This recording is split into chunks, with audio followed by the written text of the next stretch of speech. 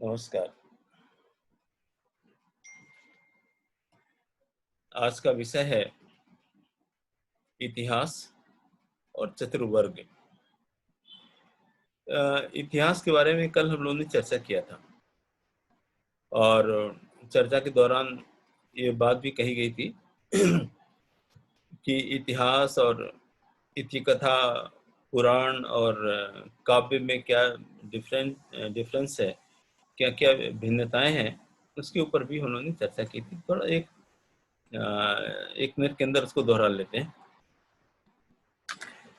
संस्कृत में संस्कृत के साहित्य को 4 भागों में बांटा गया है। उसी को कहते हैं इतिहास, इतिकथा, काव्य, पुराण। इतिहास वो चीज जो सही घटना पर आधारित है, लेकिन उसका वृत्तांत इस तरह से किया गया जो समाज के लिए कल्याणकारी हो, समाज के लिए सीख उसमें जुड़ी हो, समाज का उसको पढ़ने से उसको लाभ मिलता हो, वो सारी चीज इतिहास के रूप में मानी गई। और उदाहरण के रूप में महाभारत को हम लोग इतिहास मानते हैं।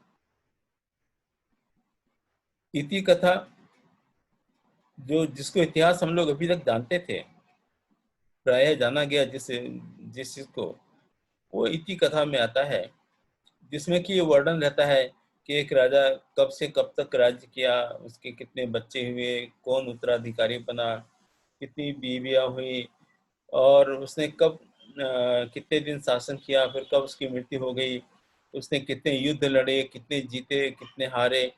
ये जो घटना का जो वृतांत लिखा जाता है, घटनाक्रम लिखा जाता है, ये इति कथा के अंदर आता है।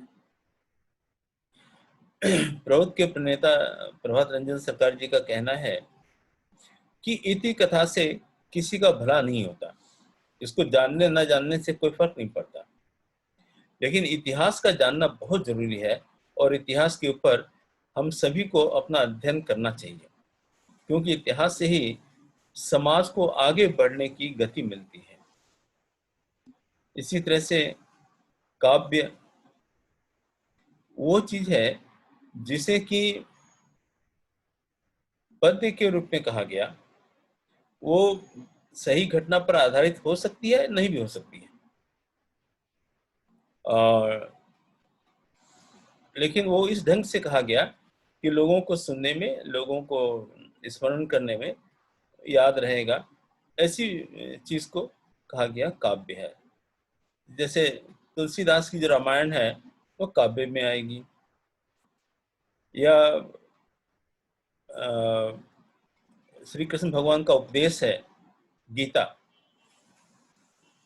वो गीत के द्वारा कहा गया, इसीलिए इसका नाम गीता है, तो वो काव्य में आएगा।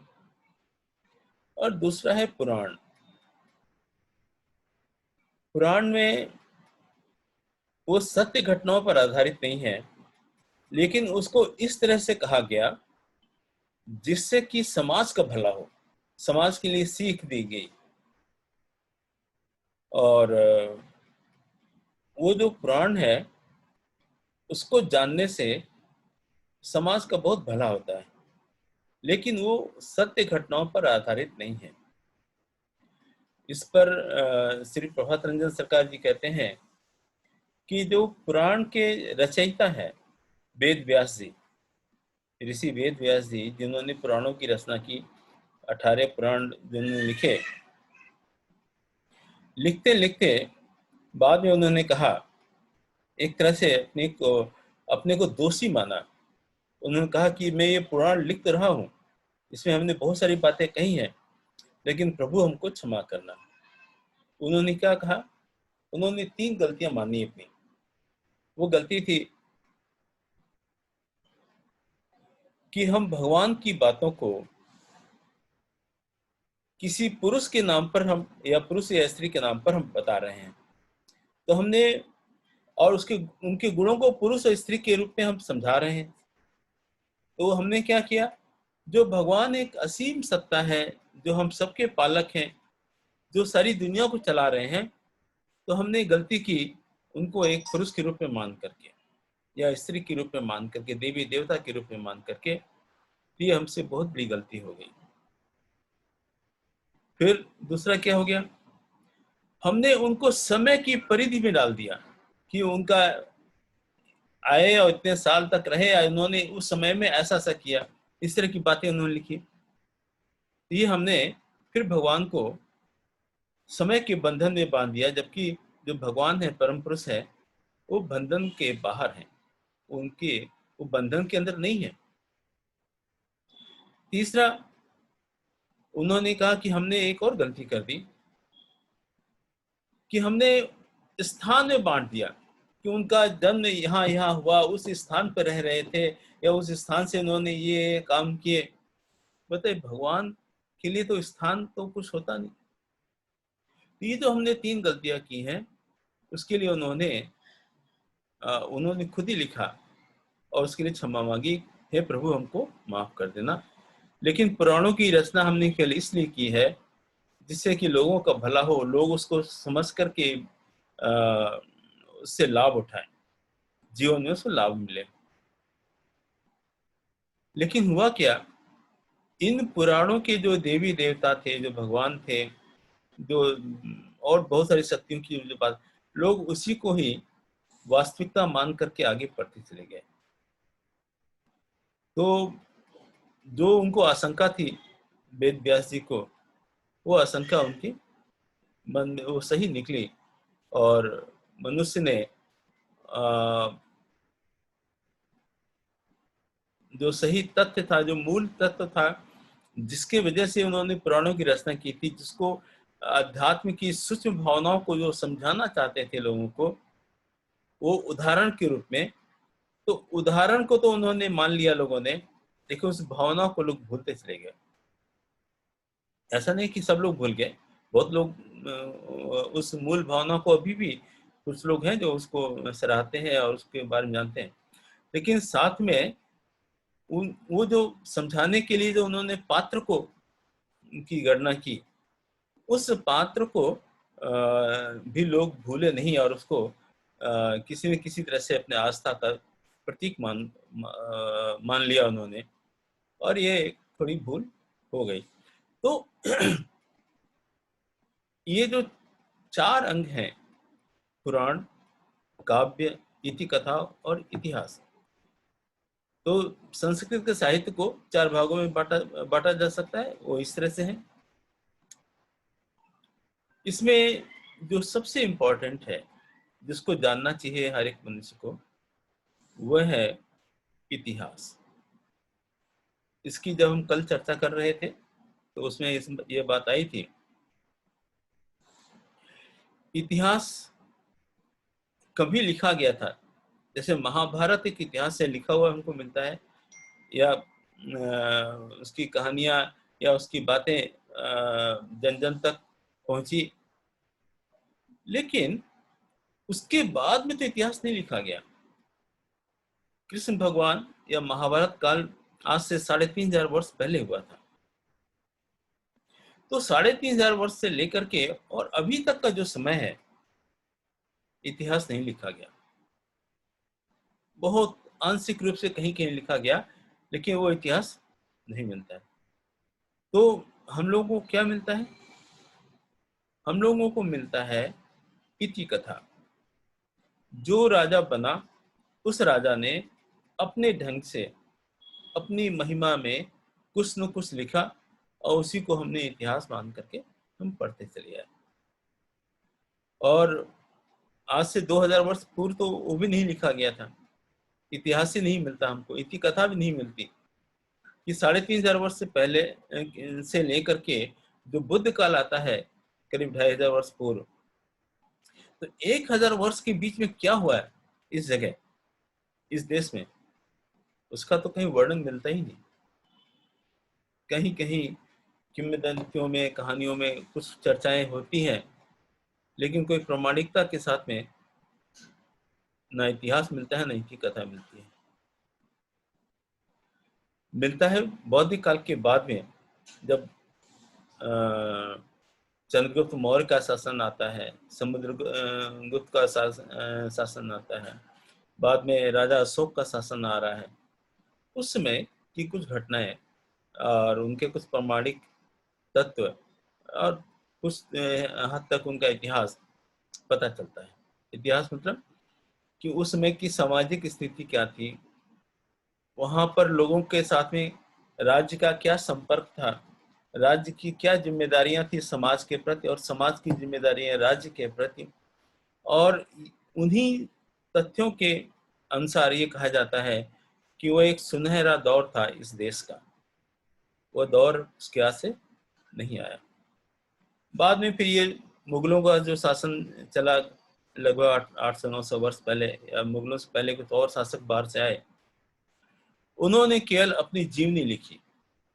तो वहीं से हमको पता चलता है कि हमारा देश में क्या था। लेकिन वो जैसे बाबरनामा, अकबरनामा, इस तरह करके उन्होंने अपनी जीवनी लिखी और वो कहीं टर्की में जाकर के प्रकाशित हुई, या वहां से आदमी आया उसने लिखी, इस तरह से चीज चलती रही।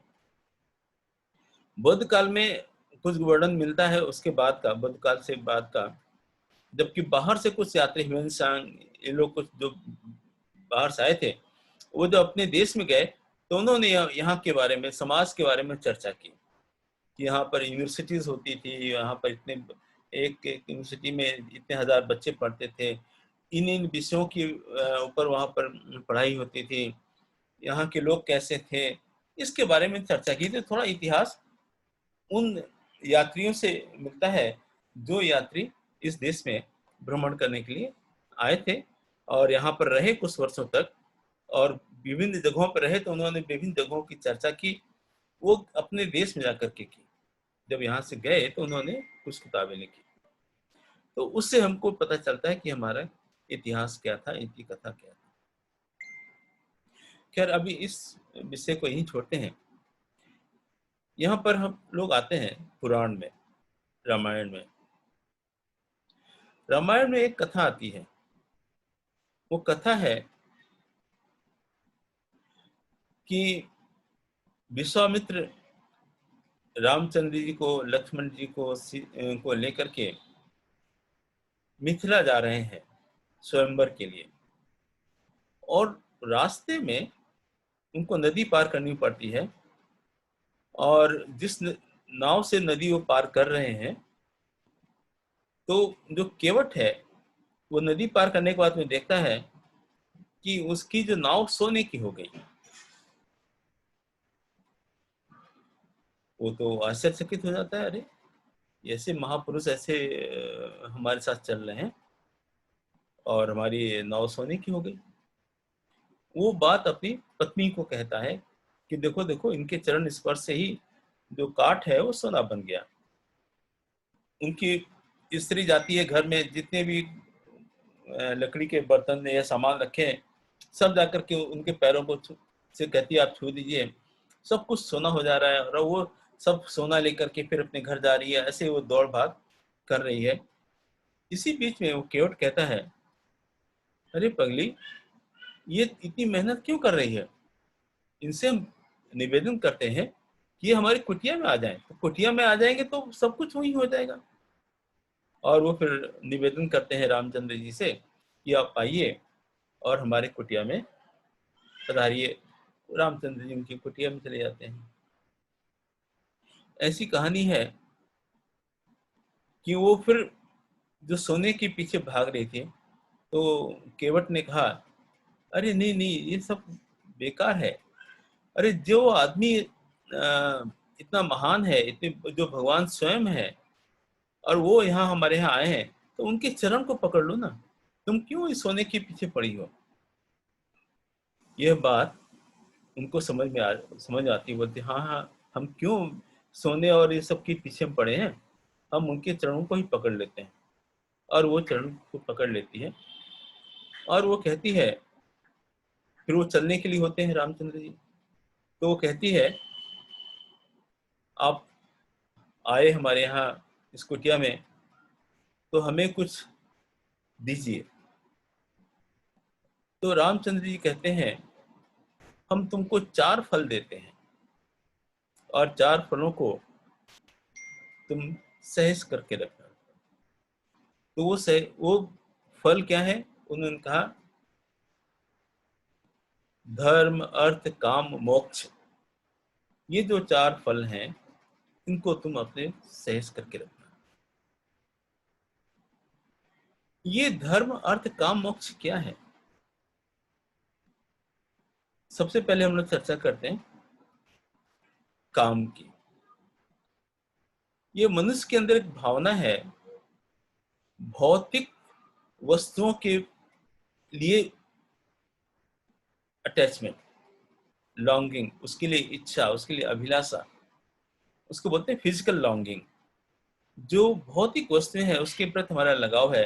हम ये चाहते हैं कि जो भौतिक चीजें जितनी भी हैं सब हमारी हो जाएं, सब हम लेकर के आ जाएं, सब अपने पास हो जाएं। जैसा कि वो केवट की स्त्री कर रही थी, वो सब कुछ चाहती थी कि हम सबको सोना हो जाए, हम धन से परिपूर्ण हो जाएं। उसके मन में ये अभिलाषा जगी कि हम अमीर बन जाएं। तो ये जो एक इच्छा है कि हमारे पास में भौतिक संपदा आ जाए, भौतिक वस्तुएं आ जाए, भौतिक सुख शांति आ जाए, तो वो भौतिक सुख शांति क्या है?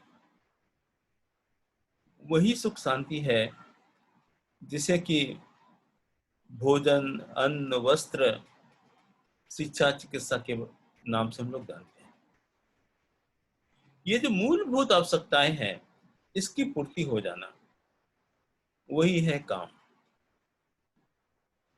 ये हर एक मनुष्य के लिए इंपॉर्टेंट है। प्रौध के प्रणेता श्री प्रभात रंजन सरकार जी कहते हैं कि एक बार वो बुखार में पड़े हुए थे और उनके मन में इच्छा आई कि ये जो लोगों के अंदर जो पीड़ा है, जो भौतिक जरूरतें जो उनकी पूरी नहीं हो रही हैं, उसके लिए उन्हें कुछ करना चाहिए। और यही सोच करके उस समय उन्होंने प्रौध की रचना की, प्रौध के बारे में सोचा और प्रौध का सिद्धांत दिया। ऐसा श्री प्रभात रंजन सरकार जी कहते हैं। उनका ये भी कहना है कि यदि ये मूलभूत आवश्यकताएं आदमी की पूरी नहीं होंगी तो मनुष्य आगे विकास कैसे करेगा? तो रामचंद्र जी ने ये 4 फल तो दिए थे। दूसरा है अर्थ। अर्थ को हम लोग कई तरह से समझते हैं। जैसे अर्थ को लोग कहते हैं रुपया पैसा। एक्चुअली अर्थ का मतलब रुपया पैसा नहीं होता। अर्थ का मतलब होता है अभाव की पूर्ति, कि हमारे पास जो चीज नहीं है उसके लिए पूर्ति। तो रुपए पैसे से क्या होता है? अभाव की पूर्ति होती है। रुपए पैसा है तो उससे हम जो चाहेंगे वो चीज, हम जो हमारे पास नहीं है हम उससे खरीद लेंगे। इसलिए अर्थ को रुपए पैसे के रूप में माना जाता है। तो ये अभाव जो है ये मानसिक स्तर पर है, साइकिक लॉन्गिंग इसको बोलते हैं। मानसिक तौर पे, जैसे मान लीजिए एक शब्द है, उसके बारे में हमारे पास जानकारी नहीं है कि कदली किसको कहते हैं, नहीं मालूम है। अब कदली नहीं मालूम है तो एक मन में इच्छा हुई, अब उस इच्छा को जानना भी है, तो हम उसके बारे में जानकारी जब हो जाएगी तो हम कहेंगे अच्छा अच्छा केला को कदली बोलते थे, तो नहीं मालूम था। तो मन में एक संतुष्टि होती है। तो मन में एक अभाव था कि हमको ये चीज नहीं मालूम है, हमको पता चल गई, तो हमारा अर्थ पूरा हो गया।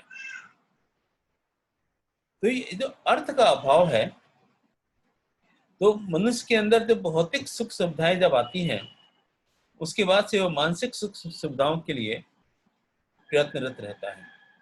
वो अधिक से अधिक जानना चाहता है। यह उसकी एक स्वाभाविक प्रक्रिया है।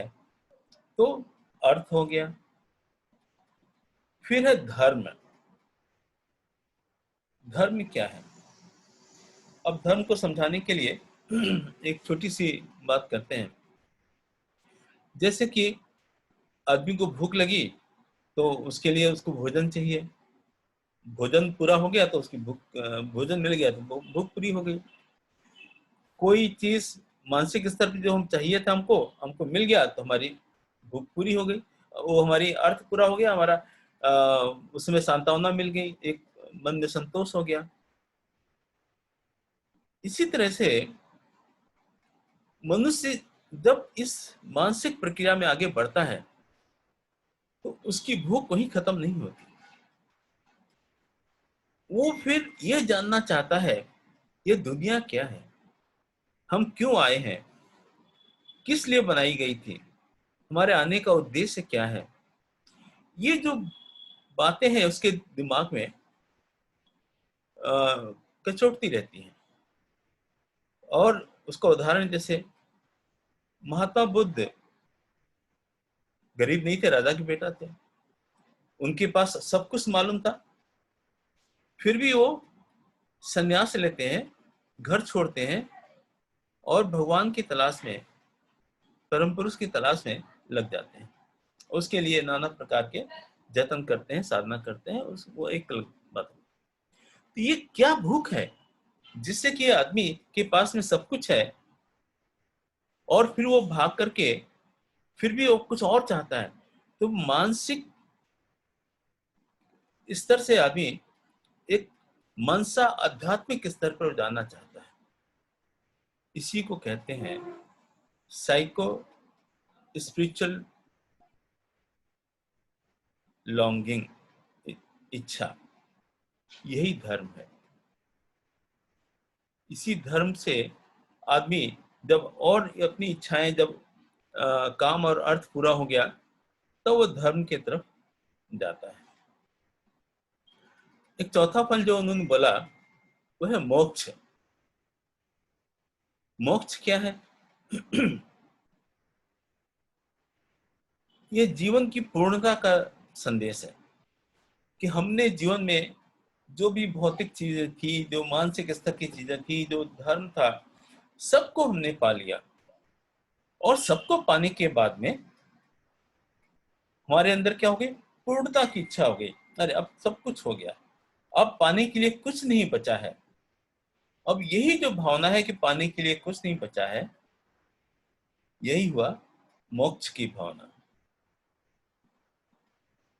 अब ये 4 फल रामचंद्र जी ने उनको दिए कि आप इसका पालन करो, इसको इस बारे में करो तो आपके लिए अच्छा होगा। तो कहानी यहीं पर खत्म नहीं होती। ये कहानी में एक और आता है, उनके साथ में लक्ष्मण भी जा रहे थे। तो उन्होंने बोला भाई रामचंद्र जी ने हमको 4 फल दिए हैं, तो आप भी एक फल दो ना, हमको कुछ तो दो, हमारे पास हमें कुछ तो कृपा करो हमारे पर। तो लक्ष्मण जी बोलते हैं कि मैं एक फल देता हूं तुमको। वो फल ऐसा है कि ये वो मिल जाएगा तभी ये चारों चीज मिलेंगी, नहीं तो नहीं मिलेंगी। उन्होंने कहा कि मैं वो जो फल दे रहा हूं उन्हीं से चारों फल मिलेंगे, ये तो वो ये फल नहीं है तो इन चारों चीजों की उपलब्धि नहीं होगी। तो वो क्या है? उन्होंने बोला भक्ति। बिना भक्ति के आपका जीवन सफल नहीं होगा। आप ये जो प्रकृति का बंधन है, ये जो हम धर्म और मोक्ष की बातें कर रहे हैं, बिना भक्ति के कुछ नहीं होने वाला। इन चारों फलों को लेकर के जब तक भक्ति नहीं है तब तक कुछ नहीं होता। भक्ति का मतलब हो गया अपने दर्शन के लिए अपने गुरु के प्रति आत्मसमर्पण। एक ऐसी भावना, जिस भावना जो हमारे अंदर जो संपूर्ण एक भावना है, वो अपने गुरु के प्रति, उनके आदर्श के प्रति, उनके दर्शन के प्रति, विदाउट इफ्स एंड बट्स, उसमें कोई किसी तरह के शंका की गुंजाइश नहीं होनी चाहिए। और जब वो समर्पण की भावना आती है तब हमारा ये जो 4 फल हैं, धर्म अर्थ काम मोक्ष के जो फल हैं, उसकी पूर्णता आएगी, उसमें सफलता मिलेगी। ये जो सीख है ये देती है इसी के लिए प्रवृत्त है। प्रौद का जो सिद्धांत दिया गया है इसी के लिए दिया गया। इसके पहले भी क्लासेस में हम लोगों ने चर्चा किया था कि प्रौद की जो नीतियां, उनका जो आधार होगा नव्य मानवतावाद होगा। बिना नव्य मानवतावाद के प्रौद की आधारशिला हो ही नहीं सकती। तो नव्य मानवतावाद को लेकर के, प्रौद के सिद्धांतों को लेकर के ही जीवन सफल होगा और समाज आगे बढ़ सकेगा। और अभी तक का जो समाज रहा है, अभी तक का जो समाज का इतिहास रहा है, उसमें बहुत सारी कमियां रह गई, बहुत सारी खामियां रह गई, बहुत लोगों का शोषण हुआ, बहुत लोगों ने बहुत कष्ट सहे हैं। श्री प्रभात रंजन सरकार जी कहते हैं कि प्रौद की व्यवस्था आने के बाद में किसी को भी उस कष्ट में दोबारा जीना नहीं पड़ेगा। ये प्रौद की व्यवस्था हर मनुष्य के हर तरह की जो उनकी आशा है, आकांक्षाएं हैं, जो उनकी अभिलाषाएं हैं, उसकी पूर्ति करेगा और एक सुंदर सुसज्जित समाज का निर्माण होगा। इसी के साथ हम आज का ये क्लास यहीं खत्म करते हैं। कोई, हालांकि इसमें प्रश्न तो कुछ ज़्यादा बनेगा नहीं, लेकिन कोई प्रश्न है तो हम लोग उसको ले लेते हैं।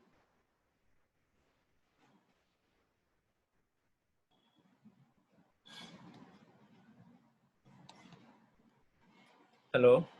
दादाजी कोई प्रश्न नहीं है अभी। हाँ, इसमें तो वैसे प्रश्न टॉपिक ऐसा है इसमें प्रश्न नहीं हो सकता। हाँ, इसमें जो यथास्थिति को ही हम लोग इसमें लाए हैं।